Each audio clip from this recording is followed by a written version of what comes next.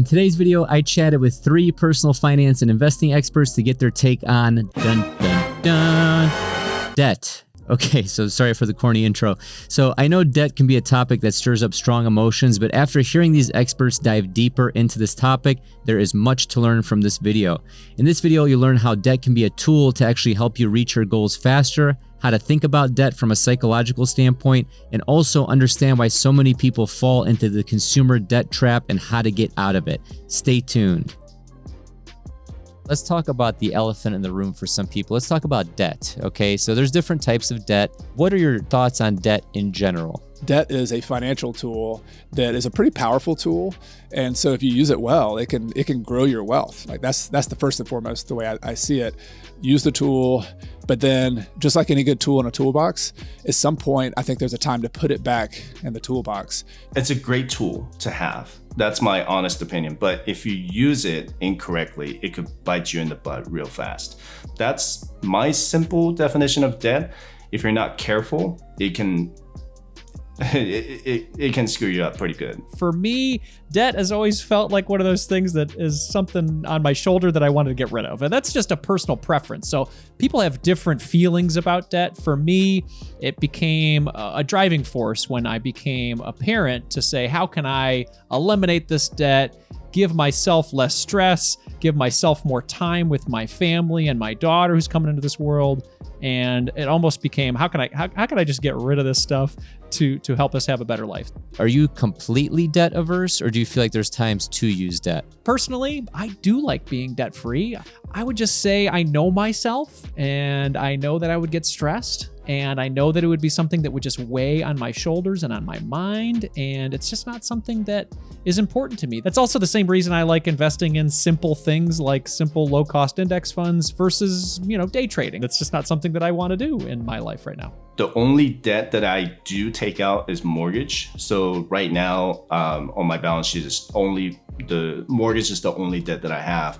Now, I do use credit cards, right? So when I use my credit cards, I pay it off every single month on the last day of the month.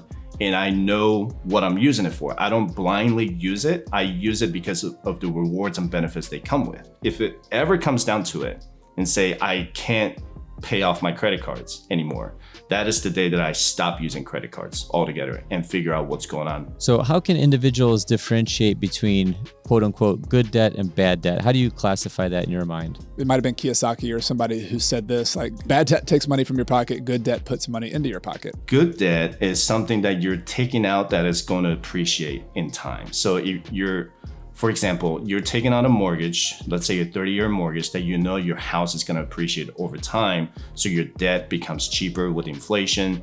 I believe that is good debt. The other good debt I believe is maybe a business loan, because you know that you have a solid business plan to start some kind of small business, and that let's say that $10,000, $20,000 business loan is going to help your business move up in the world. Then I believe that's a good debt. Bad debt, in my opinion, number one, carrying a credit card debt month over month.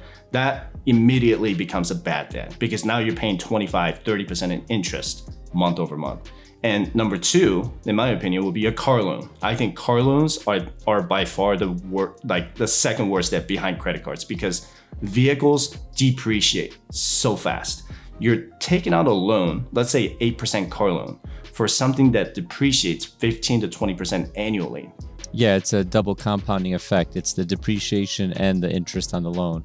Have you ever used debt to make money? I went and took some student loans for my master's degree that helped me make a six-figure salary, close to $200,000 at one point in my career. So I guess I would say that was a worthwhile investment.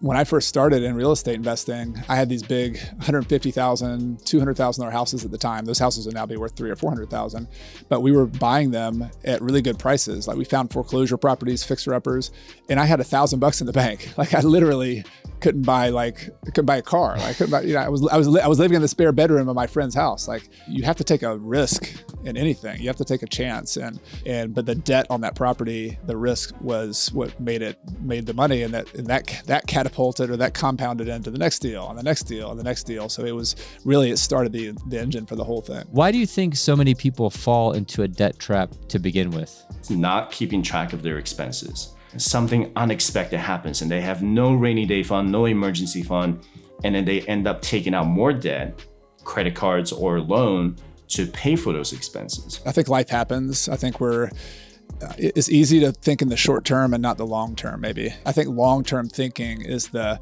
remedy for debt, because debt is kind of short-term satisfaction or short-term gains, but you're kind of making yourself weaker over the long run.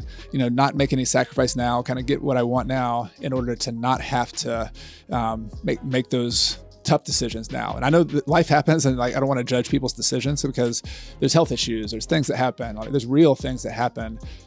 But if you consistently make those decisions, then it's going to be tough you're going to get buried by just the financial world kind of coming in around you. It's just, the idea of what you think life should look like and versus how much you're actually earning. And I know that was me personally. I can humbly say that I totally messed that up in my 20s for sure. But outside of that, life gets expensive. So people take on debt because life is getting very expensive. Food and groceries has gone up astronomically over the past few years. So if you're in a situation where you're like, I'm taking on debt because I got to feed my family, I got to get around, I got to get to my job, give yourself some grace at this moment in life, because this is a tough time for a lot of people. What is currently the highest interest rate debt that you would keep or pay off, I guess? I'll just give you real numbers in our portfolio. We have mainly private debt. So we just have individuals who've worked with us for a long time. We pay a couple of them 6% interest. So that's the highest interest debt we have on our portfolio right now. We have borrowed money at 10% and 12% before in the past. 10% is the max we paid. But that was very, very short-term debt, and we quickly paid it off. It was like a fix and flip. We would buy a property that was a major fixer-upper, and we needed a couple $100,000 to buy a property that we could flip for $300,000. 10% interest on $200,000 would be $20,000 for 12 months, and we flipped the house in 6 months. So it cost us an extra $10,000 of somebody else's money, but then when we flipped it, we might make $50,000 or $60,000 once we sold it. Does debt affect you psychologically? I had a long debt-free journey from 2014 to 2016 when I had over $110,000 in consumer debt, and I'm talking about 5 maxed out credit cards. I still have a printout here that I look at it just as a reminder. I know that sounds crazy to say, but it is a reminder that I would never get myself back into that situation again. It drove me nuts just knowing that my minimum payments, they were not going to be enough because of my income at the time. And I felt like I was a good performer at work, but when I came home, I was a completely different person. So now I know what not to do, and I have different options to make sure that I never go on that route again. I've become comfortable with it, like over time, especially the good debt. When we're talking about good debt versus bad debt, that helps me sleep at night. And that's one of the reasons I've tried to reduce my debt over time, is just to not only cover the optimistic scenarios, but what's going to happen in like a really bad scenario where things go bust. Like I want to survive, I want to be resilient, anti-fragile through those kind of times.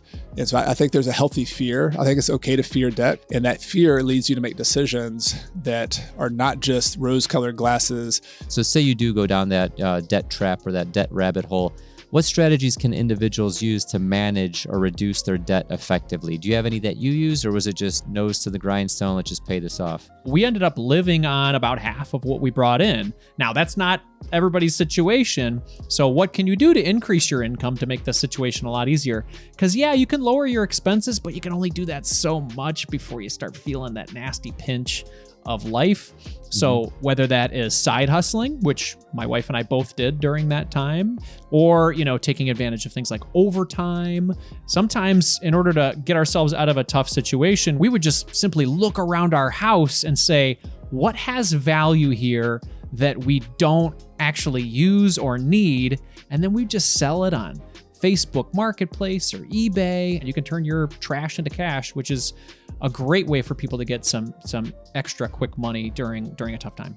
When I was on my debt-free journey, I used my zero-based budget strategy. So what that means is that if I make $5,000 a month and my expenses in debt are $5,000, then that's going to be zeroed out by making extra towards the payments. What people end up doing is they carry over too much money in their checking account because they're afraid to pay more towards their debt. Know what you're prioritizing, which debt you're going to prioritize first, and put everything on that debt, and then move on to the next one. So if I take this to like the final degree, say you're someone who's tried everything, right? You're almost facing overwhelming debt, or you feel like you can never dig yourself out. Do you have any perspective or any tips on just, debt consolidation, people considering bankruptcy, anything along those lines? Get some extra help. If you reach out to credit counselors or a financial coach that can walk you through your situation, sometimes it's as easy as laying out where you got your money coming in and where it's going. If you're facing some overwhelming debt, it might take some time to get through that. So realizing it as a journey and finding ways to celebrate the milestones along the way, because again, this might seem all financial, but a lot of it is emotional, psychological as well. Awesome. Thank you so much for joining us.